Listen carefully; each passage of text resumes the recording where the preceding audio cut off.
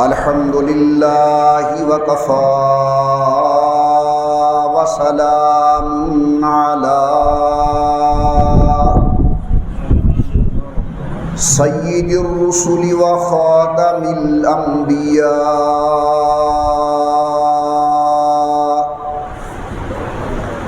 صلی اللہ تعالی علیہ وعلی آلہ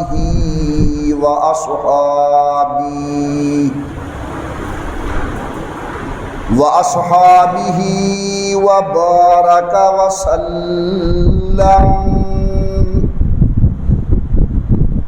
وبارك وسلم تسليما كثيرا كثيرا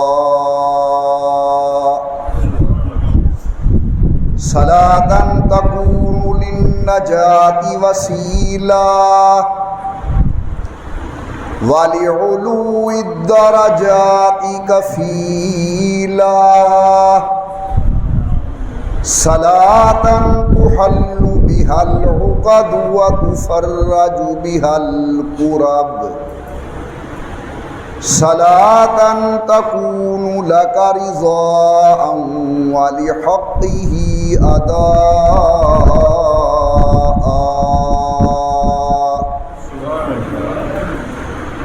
فقد قال الله تبارك وتعالى في القرآن المجيد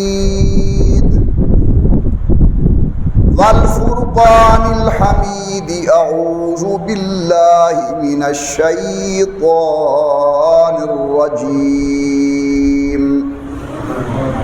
بسم الله الرحمن الرحيم إنك لعلى خلق عظيم صدق الله العلي العظيم وصدق رسوله النبي الكريم ونحن على ذلك لمن الشاهدين والشاكرين والحمد لله رب العالمين إن نلت يا ريح الصبا يوما إلى أرض الحرم إن نلت يا ريح الصبا يوما إلى أرض الحرم بلغ سلامي روضة فيها النبي المحترم ما إن مدحت محمدا بمقالتي لكن مدحت مقالتي بمحمدي ولكل نبي في الأنام فضيلة جملتها مجموعة لمحمدي ما إن رأيت ولا سمعت بمثله ما مثله في الناس بمثل محمدي اللهم صل على محمد وعلى آل محمد وصحاب محمد وأزواج محمد وبارك وسلم۔ تمام حضرات محبت و ذوق کے ساتھ درود پاک پڑھ لیں حضرت صلی اللہ علیہ وسلم کی ذات بابرکات پر۔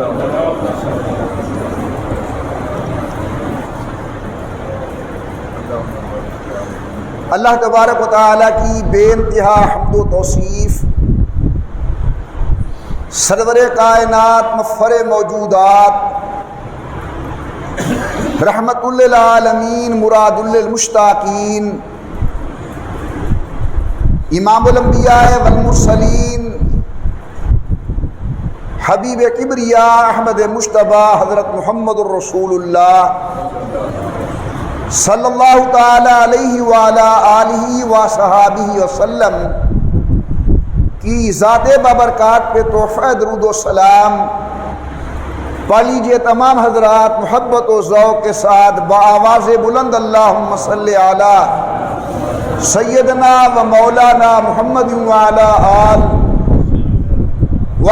آل سیدنا و مولانا محمد مبارک وسلم پڑھنے اور بھیجنے کے بعد محترم بزرگوں، مکرم نوجوان ساتھیوں، قابل صد عظیم الصد کرام، میری محترمہ موقرہ اور مؤدبہ اسلامی مائی اور بہنوں،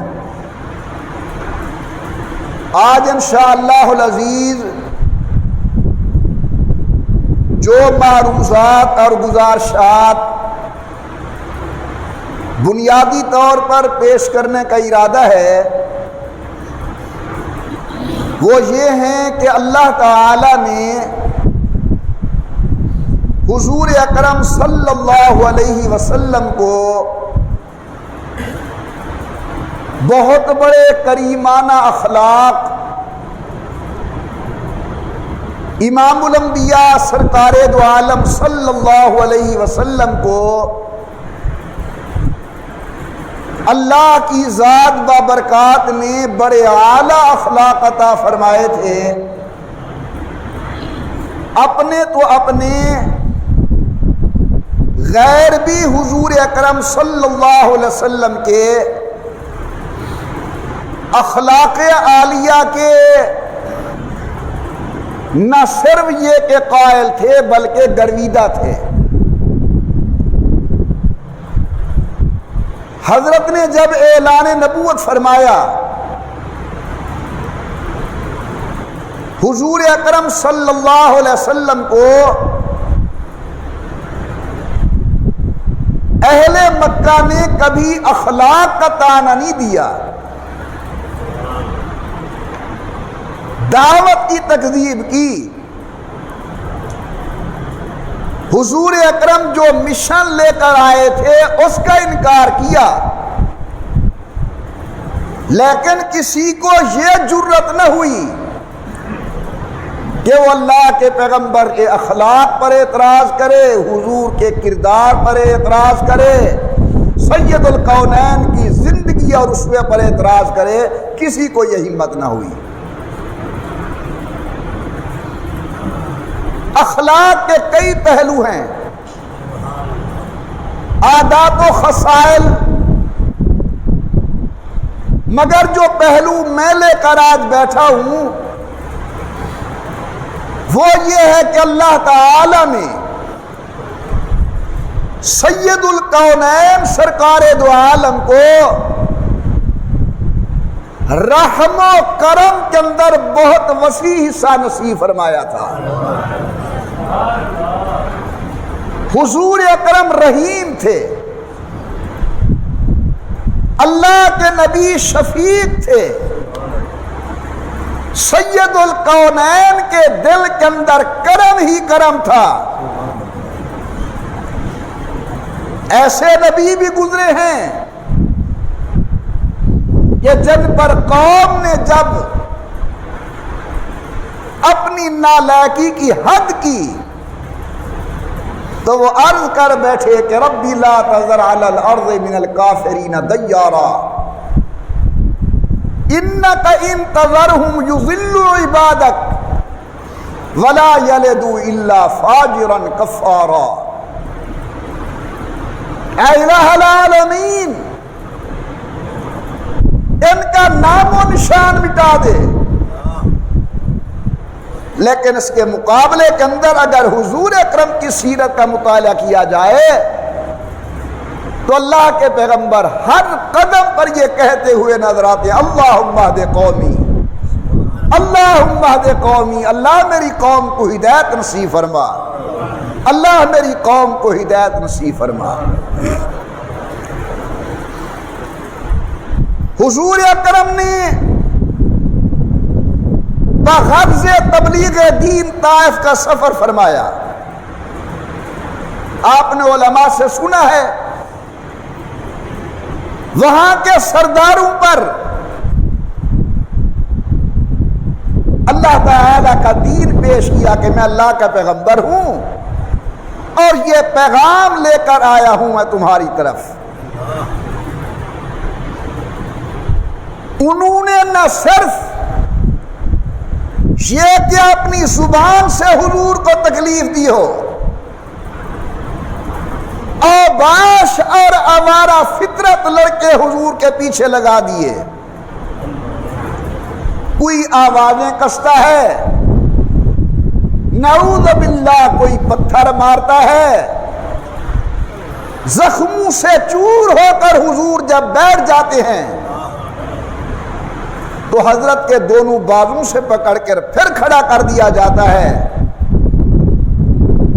اس سفر میں حضرت زید بن حارثہ رضی اللہ عنہ حضور کے ساتھ تھے. فرماتے ہیں کہ میں نے پوری کوشش کی کہ حضرت کو کوئی پتھر نہ لگنے پائے، مگر وہ اتنے زیادہ تھے کہ میرا سر زخمی ہو گیا. ان کی نالائکی اور نالائق ہاتھوں کی تکلیف حضور تک پہنچی. اللہ کے پیغمبر فرماتے ہیں کہ جناب جبرائیل تشریف لے آئے اور حضرت جبرائیل نے حضرت کو سلام کیا. رسول اللہ سرکار دو عالم فرماتے میں نے اوپر دیکھا تو حضرت جبرائیل نے گزارش کی کہ حضور اللہ نے ملک الجبال آپ کی خدمت کے اندر بھیجا ہے. وہ فرشتہ جس کو اللہ نے پہاڑوں کی ذمہ داری سپرد کی ہے وہ کچھ آپ کی خدمت میں عرض کرنا چاہتا ہے. میرے اور آپ کے محبوب نے، اللہ کے محبوب نے پوچھا اے ملک الجبال، پہاڑوں کے فرشتے کیا کہنا چاہتے ہو؟ عرض کرتا ہے یا رسول اللہ، ان بدبختوں نے جس زبان کے ساتھ اور جس نالاکی کے ساتھ آپ کی توہین کی ہے، اللہ نے وہ باتیں سنی ہیں اور اللہ خوب سننے والا ہے. میں آپ کی خدمت میں حاضر ہوں، اگر اجازت دیں میں ان پہاڑوں کو ملا دوں اور پیس کے رکھ دوں اہل طائف کو. علاقے والوں قربان حضور کی ذات بابرکات پر. نبی کریم فرماتے اللہم اہد قومی فإنہم لا یعلمون. میں محمد زحمت بن کے نہیں آیا، میں رحمت بن کر آیا ہوں. اللہ اس قوم کو ہدایت عطا فرما، یہ نہیں تو شاید ان کی اولاد میں سے کوئی ہدایت یافتہ ہو جائے اور کلمہ نصیب ہو جائے اسے.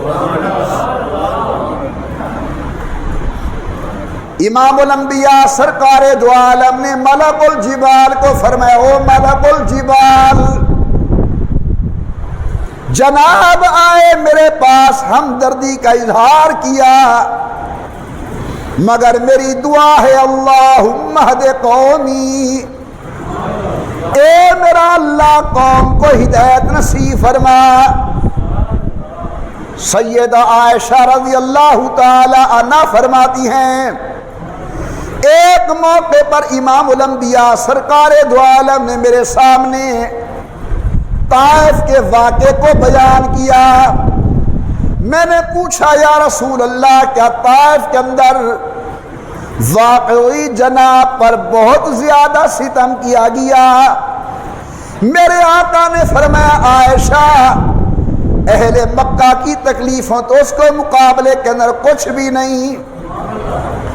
حاضرین مکرم ذرا آگے سنیے، حضور واپس آ رہے ہیں زخموں سے چور. حضرت زید بن حارثہ جو غلام ساتھ تھے حضرت کے، سفر طائف کے اندر سر مبارک زخمی. راستے کے اندر ایک باغ آیا، حضور اکرم اس باغ کے اندر آ کر بیٹھ گئے. اللہ اکبر اللہ اکبر جملے کہتے ہوئے کہیں بے ادبی نہ ہو. حضور بے کسی بے بسی کی تصویر بن کر بیٹھے ہیں. اللہ کے پیغمبر کا سر مبارک نیچے، زید بن حارثہ ساتھ بیٹھے ہیں. علماء نے لکھا ہے کہ وہ باغ تھا عتبہ بن ربیعہ اور شیبہ بن ربیعہ کا. وہ بھی قریشی تھے. خونی محبت نے جذبہ مارا، جوش چڑھا. انہوں نے عداس کو بلایا، عداس جاؤ بہترین قسم کے انگور لے کر محمد ابن عبداللہ کو کھلاؤ، بڑے پریشان ہیں۔ عداس کہتے ہیں میں ایک تھال کے اندر انگور لے کر حضرت کی خدمت میں حاضر ہوا، توجہ میری طرف، رحمت کائنات کو میں نے پیش کیے۔ میں نے کہا حضرت آپ نے اس میں سے کچھ نہ کچھ کھانا ضرور ہے۔ میرے آقا بسم اللہ الرحمن الرحیم پڑھ کے کھانا شروع کرتے ہیں۔ عباس کہتے حضرت آپ نے یہ جو کلمات پڑھے بسم اللہ الرحمن الرحیم، ان کلمات کو تو یہاں کوئی سننے والا نہیں، جاننے والا نہیں۔ نبی کریم صلی اللہ علیہ وسلم اس کی بات کو سن کر سمجھ گئے۔ فرمایا عباس تم کہاں کے ہو؟ کہنے لگا جناب میں نینوا کے علاقے کے رہنے والا ہوں۔ میرے آقا نے فرمایا اچھا وہ نینوا جہاں حضرت یونس علیہ السلام آئے تھے۔ عباس حیران ہو کر کہتے ہیں محمد صاحب کہہ دیے صلی اللہ علیہ وسلم آپ کیسے یونس کو جانتے ہیں؟ فرمایا ہاں میں تو یونس ابن متیٰ کو جانتا ہوں، وہ میرا بھائی ہے، وہ بھی نبی اور میں بھی اللہ کا نبی۔ عباس فوراً اٹھا، امام الانبیاء کی پیشانی کو بوسہ دیا اور حضور اکرم کا کلمہ پڑھ کے ہلکا بگوش اسلام ہو گیا۔ سنیے ذرا ذوق سے، امام الانبیاء ایک آدمی کے کلمہ پڑھنے پر اپنی ساری تکلیف بھول کے اللہ کا شکر ادا کرتے ہیں۔ اللہ ایک جان تو جہنم کی آگ سے بچ گئی۔ اندازہ فرمائیے کہ حضور اکرم صلی اللہ علیہ وسلم کو اللہ نے کتنے بڑے اخلاق عالیہ سے نوازا تھا۔ اے حضور کے غلاموں، اللہ کے پیغمبر کا کلمہ پڑھنے والے احباب رحمت کائنات غیروں کے لیے دعائیں خیر کر رہے ہیں، اور آج ہم سے اپنوں کے لیے دعائیں خیر کے جملے نہیں نکلتے۔ میں دعوت دیتا ہوں کہ جس پیغمبر کا ہم نے کلمہ پڑھا ہے ہم اس پیغمبر کے اخلاق عالیہ کو اپنی زندگی کا مشن بنائیں۔ ہمارے اندر بھی کم از کم ان اخلاق کی خوشبو آنی چاہیے۔ آپ نے سنا ہوگا بدر کی لڑائی کے اندر یہ واقعہ شاید رمضان شریف میں نے عرض کیا تھا،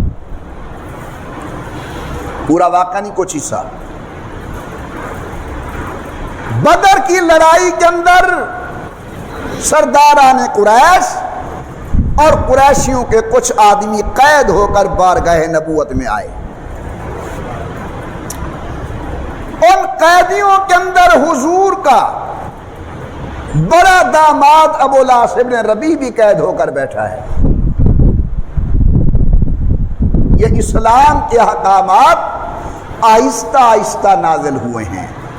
پہلے منہ بیت المقدس کی طرف ہوتا تھا نماز میں، پھر حکم ہوا کہ بیت اللہ کی طرف۔ پہلے نماز میں سلام کا جواب دیا جاتا تھا، پھر حکم ہوا کہ نہیں، قوموا للہ قانتین۔ پہلے لوگ شراب پیتے تھے، پھر حکم ہوا کہ شراب حرام ہے۔ اسی طرح پہلے ایماندار اور غیر مسلم کے نکاح کی اجازت تھی۔ حضور نے ان دنوں اپنی بڑی صاحبزادی سیدہ زینب رضی اللہ تعالی عنہا کا نکاح ابو العاص بن ربیع کے ساتھ کر دیا تھا۔ قید ہو گیا۔ صحابہ کرام نے، حضور نے فیصلہ کیا، فیصلہ فرمایا کہ فدیہ لو اور چھوڑ دو۔ یہ پیغام مکہ مکرمہ پہنچا۔ ابو العاص بن ربیع کی اہلیہ حضور کی صاحبزادی حضرت سیدہ زینب نے اپنا ہار بارگاہ نبوت میں بھیجا۔ یہ وہ ہار ہے جو حضرت خدیجہ نے اپنے گلے سے اتار کر بطور نشانی بیٹی کو پہنایا تھا۔ ہار آیا تو حضور کو جناب خدیجہ کی وفائیں یاد آ گئی۔ میں مختصر کر رہا ہوں، صحابہ کی اجازت سے سید القونین سرکار دو عالم صلی اللہ علیہ وسلم نے ابو العاصم ربیع کو چھوڑ دیا اس شرط پر کہ آپ میری بیٹی سیدہ زینب کو ہمارے پاس بھیج دیں گے۔ ابو العاصم ربیع نے مکہ مکرمہ جا کر اپنا وعدہ نبھایا، اپنے بھائی کنانہ کو کہا کہ لے جاؤ حضرت کی بیٹی کو، میں وعدہ کر کے آیا ہوں، زینب کو پہنچا کے آؤ مدینہ شریف۔ ادھر سے حضور نے بھی اپنے آدمی بھیج دیے کہ زینب آ رہی ہیں، انہیں لے آؤ۔ غور کرنا، سرداران قریش کو علم ہوا کہ محمد کی بیٹی صلی اللہ علیہ وسلم جنہیں ہم نے نکالا تھا وہ دن کی روشنی کے اندر بڑے آزادانہ ماحول میں جا رہی ہے مکہ مکرمہ سے مدینہ عالیہ۔ ان میں سے ایک اللہ کا بندہ ہے جس کا نام ہے حبار ابن اسود، بعض نے ہا کے پیش کے ساتھ پڑھا ہے حبار ابن اسود۔ وہ آیا اور اس نے رسول اللہ کی صاحبزادی کی توہین کی۔ وہ لفظ میں زبان پر نہیں لا سکتا جس انداز میں اس نے توہین کی۔ گر گئی سیدہ، حمل ضائع ہو گیا۔ دن گزرے، سیدہ زینب آ گئی خیریت سے، دن گزرے، یہی شخص جس نے رسول اللہ کی بیٹی کو ایذا دی تھی بارگاہ نبوت میں آ کر کہتا ہے کہ میں کلمہ پڑھنا چاہتا ہوں۔ اللہ اکبر، ذرا اپنے دل پر ہاتھ رکھنا، انسان اپنے وجود پر لاکھ تکلیفیں برداشت کرتا ہے، اولاد کی تکلیف برداشت نہیں ہوتی، اور خصوصاً بیٹیوں کی تکلیف برداشت نہیں ہوتی۔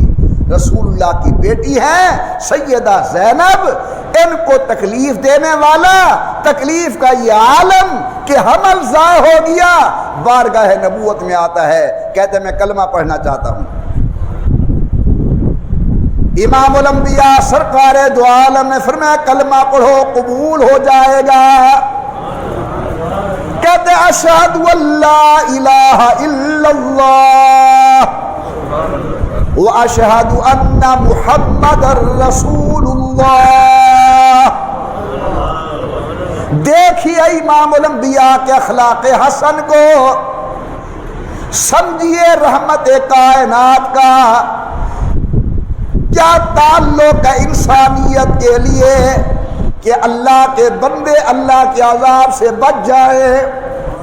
یہ نہیں فرمایا نا بھائی تو نے تو میری بیٹی کو تکلیف دی تھی، تو نے میرا دل دکھایا تھا، تو نے مجھے پریشان کیا تھا، میرے آقا نے فرمایا کلمہ پڑھ لو قبول ہے۔ اللہ کے پیغمبر صلی اللہ علیہ وسلم کو اسی لیے تو اللہ فرماتے انک لعلی خلق عظیم، خود اللہ رب العزت میرے محبوب کے اخلاق کی شان بیان کر رہے ہیں۔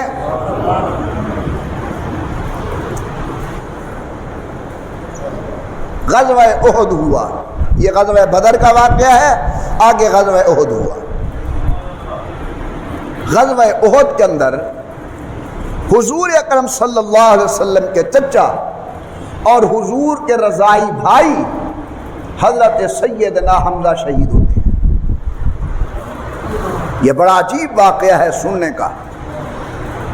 شہید ہو گئے حضرت حمزہ، ان کے قاتل کا نام ہے وحشی۔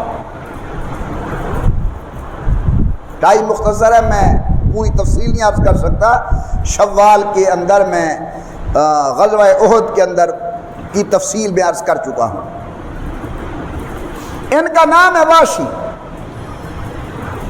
حضور اکرم کی خدمت میں آتا ہے فتح مکہ کے بعد، کہتا ہے یا رسول اللہ میں کلمہ پڑھنا چاہتا ہوں۔ یہ حمزہ وہ ہیں جن کو شہید کرنے کے بعد ناک کاٹی گئی، ہونٹ کاٹے گئے، کان کاٹے گئے، کلیجہ چبایا گیا، گردوں کے ہار بنائے گئے، چہرہ پہچاننا نہیں جاتا، یعنی مصلح کیا گیا، ان کا قاتل واشی بارگاہ نبوت کے اندر آ رہا ہے۔ امام الانبیاء سرکار دو عالم کو آ کے عرض کرتے، حضرت میں مسلمان ہونا چاہتا ہوں،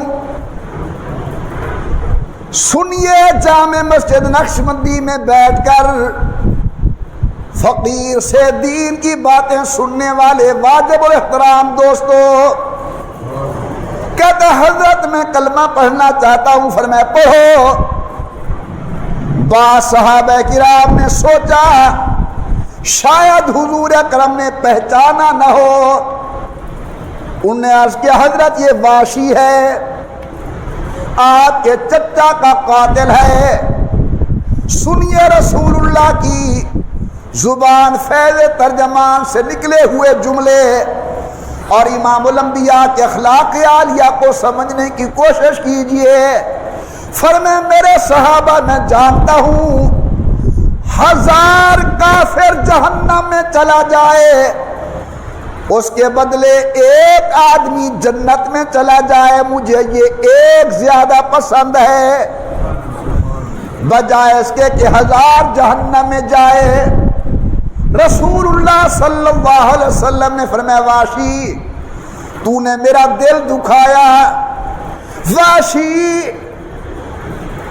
تیری وجہ سے میں سخت پریشان ہوا، لیکن میری شان ہے کہ اللہ نے مجھے رحمت بنا کر بھیجا، کلمہ پڑھنا تمہارا کام، بخش دینا میرے اللہ کا کام۔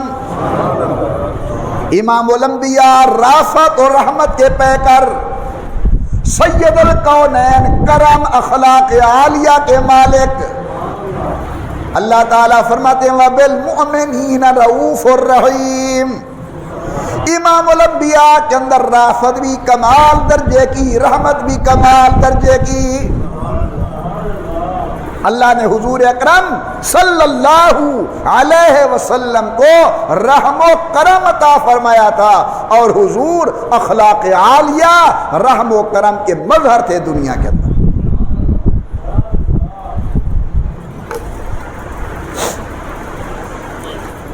میرے پیارے بھائی، فتح مکہ ہو گیا، فتح مکہ ہو گیا،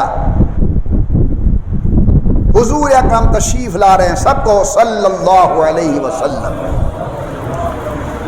کیا انداز ہے حضور کا، وہ امامہ کی سجاوٹ، وہ جبین روشن، وہ قبائے عربی اور نیچا دامن، ارے مردہ بھی دیکھے تو کر چاک اٹھے گریباں دامن، اور اٹھ چلے قبر سے بے تاب زباں پر یہ سخن، مرحبا سید مکی و مدنی عربی، دل و جان فدایت کیا جب خوش لقبی۔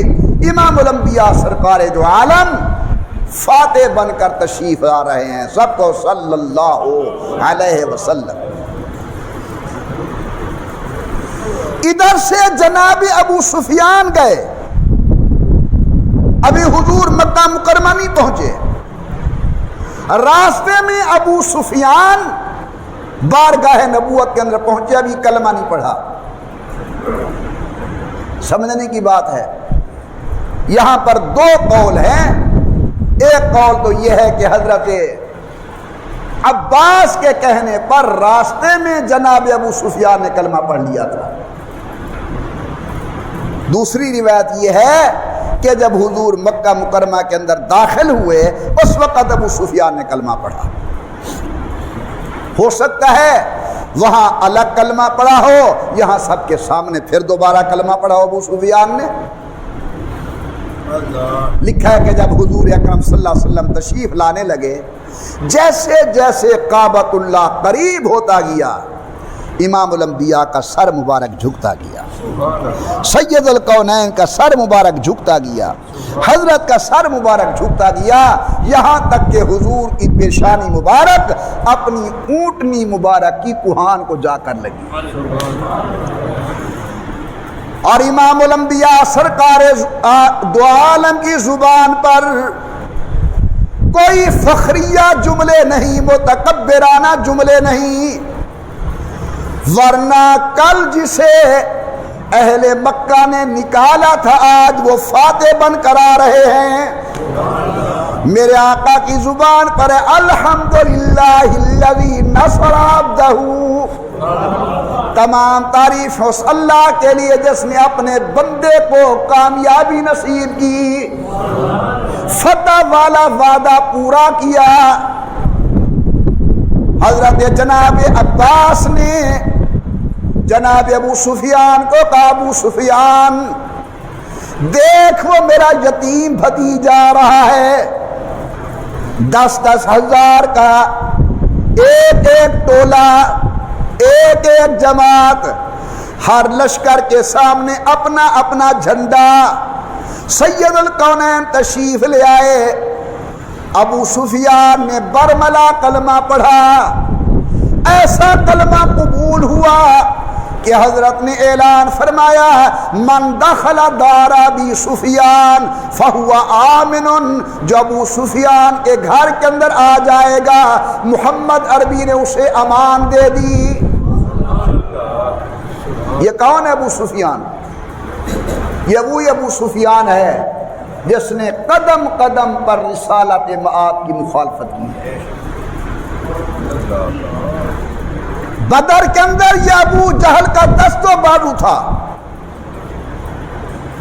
احد کے میدان کے اندر خود کمان اسی نے سنبھالی تھی، خندق کے اندر یہ پیش تھا،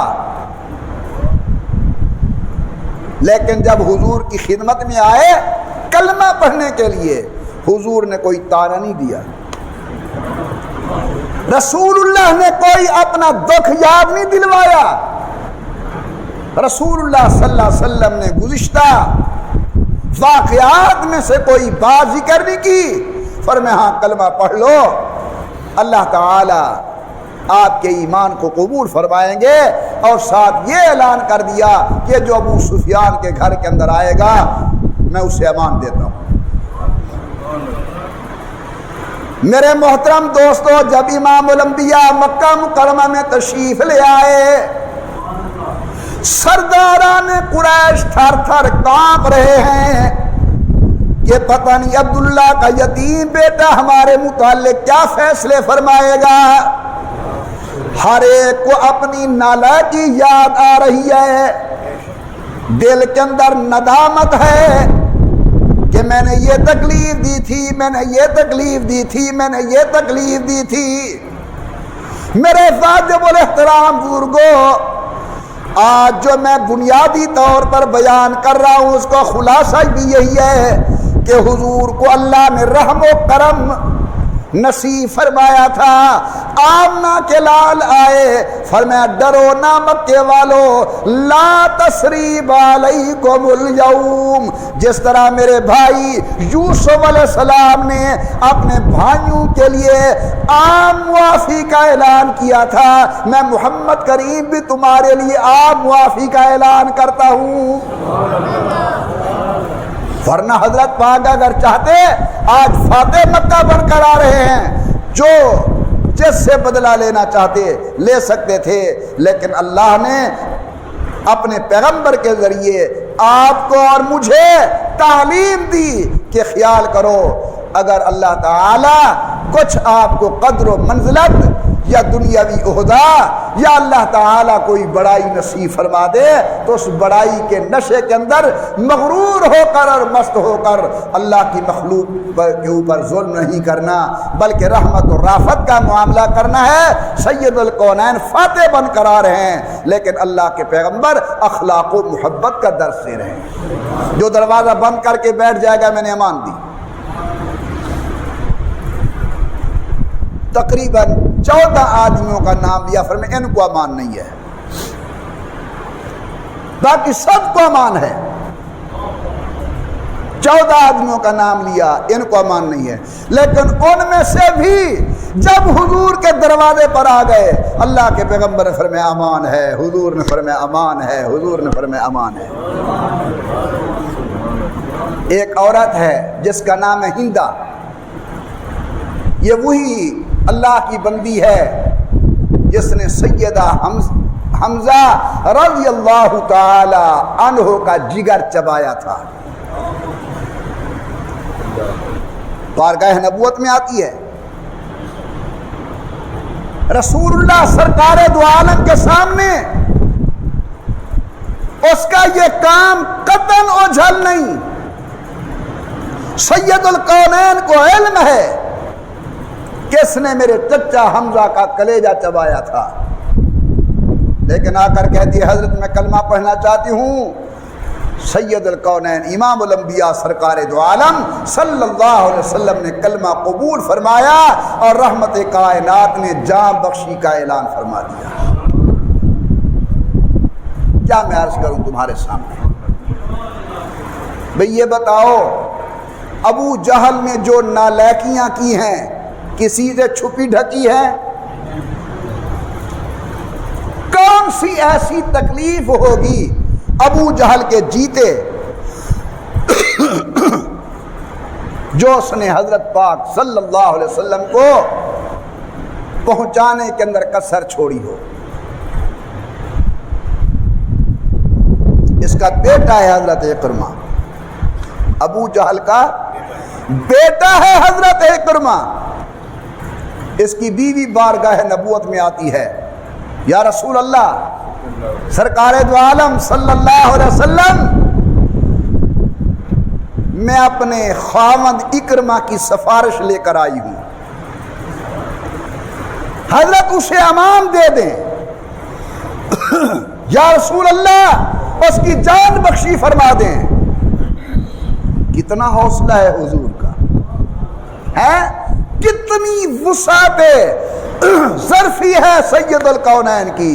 امام الانبیاء نے یہ نہیں فرمایا یہ تو میرے سب سے بڑے دشمن کا بیٹا ہے، یہ نہیں فرمایا اکرمہ کو خود والد کے شریک کار رہا ہے مجھے تکالیف دینے کے اندر۔ فرمایا بیٹی میں نے تیری سفارش قبول کی ہے، تیرے خاوند اکرمہ کو میں نے امان دے دی ہے، کلمہ پڑھے اس کا کلمہ قبول ہے۔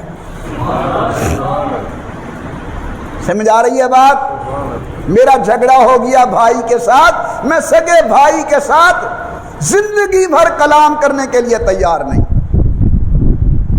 اور جس محبوب کا ہم نے کلمہ پڑھا وہ اپنے خون کے پیاسے ابو جہل کے بیٹے حضرت اکرمہ کو امان دے رہے ہیں اور اس کا کلمہ قبول فرما رہے ہیں۔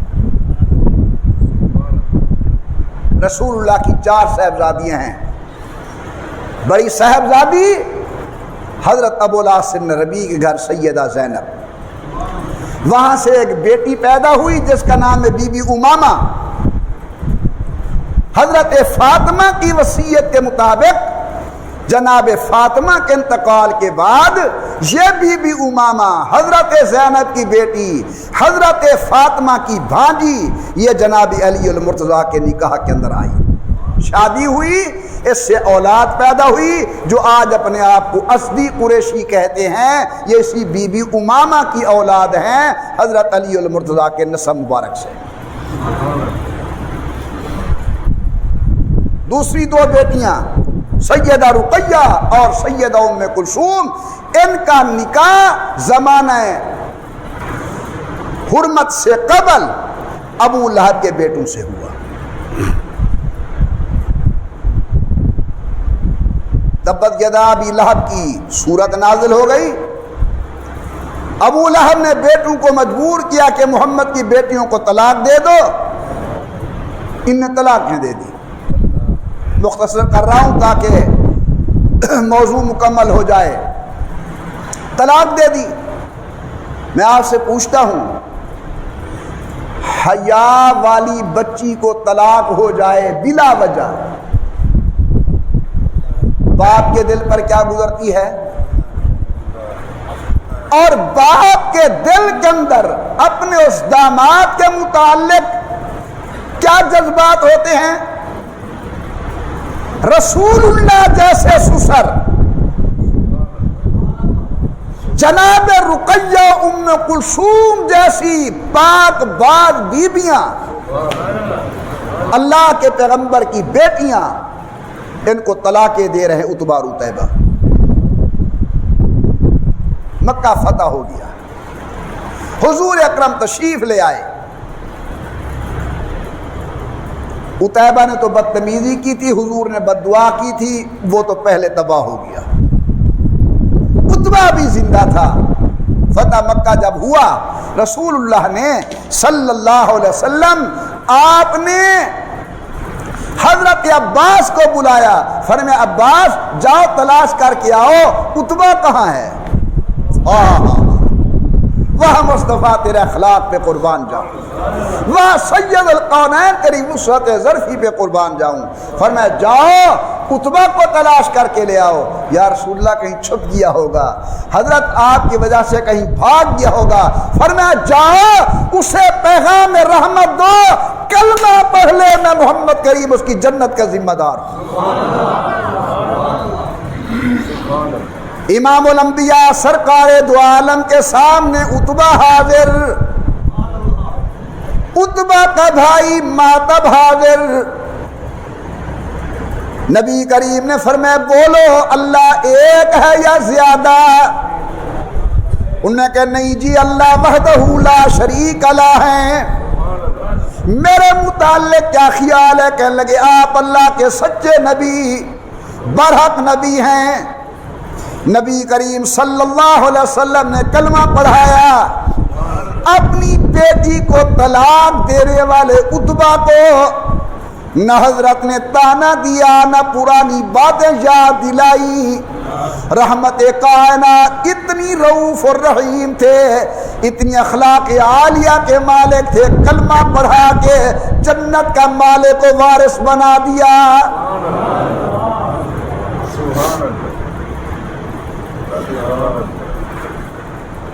اور یہ سلسلہ آگے چلتا ہے. حضرت ابوبکر صدیق کا دور خلافت ہے. حضرت جناب عمر فرماتے ہیں میں نے ایک دن دفتر کا رجسٹر کھولا یہ دیکھنے کے لیے کہ نظام کیسے چل رہا ہے. اس کے اندر ایک معذور خاتون کا ذکر ہے، لیکن آگے اس کے گھر کے اندر خدمت کرنے والے کا ذکر نہیں ہے. آپ نے سنا ہے علماء سے یہ واقعہ. حضرت عمر فرماتے ہیں میں نے سوچا چلو اس بی بی کے گھر کی خدمت میں کروں. میں صبح سویرے گیا، دستک کے اندر سے آواز آئی بیٹا میں معذور ہوں، چلنے پھرنے کے قابل نہیں ہوں، اندر تشریف لے آئے. حضرت کہتے ہیں میں اندر گیا تو میں نے دیکھا جھاڑو بھی پھرا ہوا ہے اور مشکیزے کے اندر پانی بھی بھرا ہوا ہے.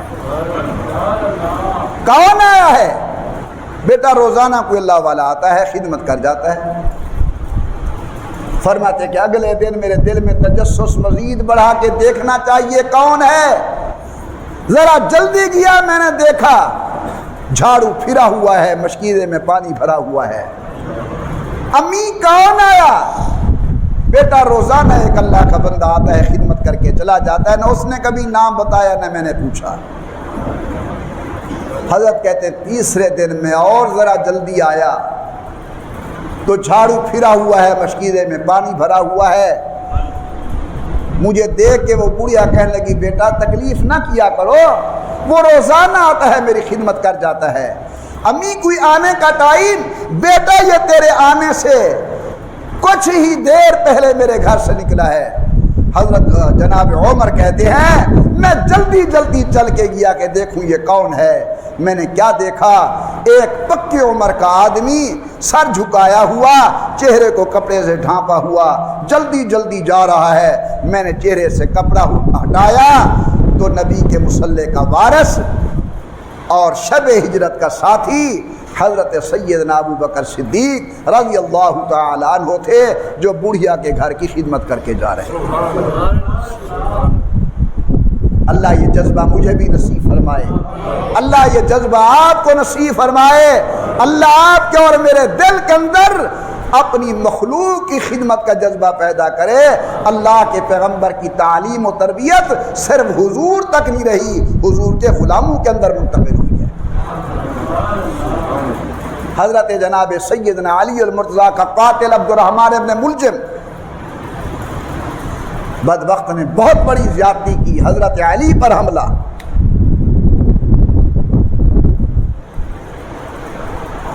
تاریخ پر نظر رکھنے والے حضرات جانتے ہیں کہ اس دن 3 بزرگوں پر حملہ ہوا. اسی دن فجر کی نماز میں سیدنا معاویہ پر، حضرت عمرو بن عاص پر اور حضرت سیدنا علی المرتضیٰ پر.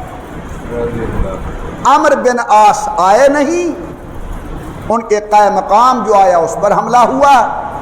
حضرت امیر معاویہ کی کمر کے اندر خنجر لگا اور رسول اللہ الغالب سیدنا علی بن ابی طالب، آپ کے اور میرے ایمان کا حصہ جن کی محبت ہے، حضرت علی پر حملہ زیادہ ہوا.